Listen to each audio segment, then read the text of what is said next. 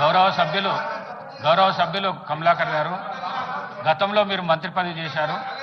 ఒక మంత్రికి తెలియదనడం సమంజసం కాదు. ఆ మాటను మీరు వాపసు తీసుకోండి.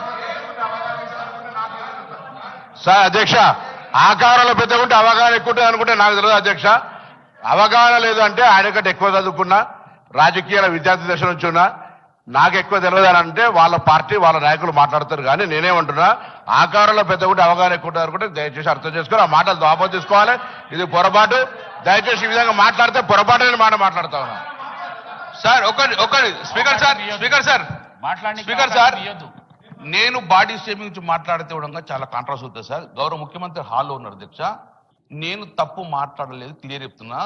అతనికి అవగాహన ఎందుకు లేని మళ్ళీ చెప్తున్నా అధ్యక్ష. నేను మళ్ళీ చెప్తున్నా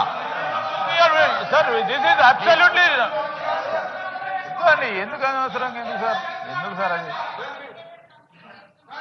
సార్? దయచేసి నేను మరొకసారి గౌరవ సభ్యులను కోరుతా ఉన్నాం. ఇది చాలా ఇంపార్టెంట్ బిల్ అధ్యక్ష.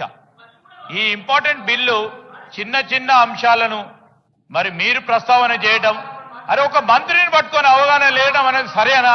మీరు ఒప్పుకుంటారా? మీరు ఒక బలహీన వర్గాలకు సంబంధించి ఈ రోజు పరంగా జీవోలు తీసుకొచ్చిన వ్యక్తిపై ఆ విధంగా మాట్లాడటం సరికాదు అధ్యక్ష. It is not in the spirit of right discussion అధ్యక్ష. ఈ రోజు బలహీన వర్గాలకు సంబంధించిన చర్చ జరుగుతా ఉన్న సందర్భాన్ని దృష్టిలో పెట్టుకొని మాట్లాడమని చెప్తా ఉన్నాం అధ్యక్ష. ఈ రోజు నేను కూడా మరొకసారి చెప్తా ఉన్నాను, గంగుల కమలాకర్ గారికి మీరు విత్డ్రా చేసుకోవాల్సింది. ఈ రోజు రెండోసారి కూడా వారు ఆ విధమైన ప్రస్తావన తీసుకురావడం సరికాదు. సభా సాంప్రదాయాలకు కూడా చాలా విరుద్ధంగా ఉన్నాయి.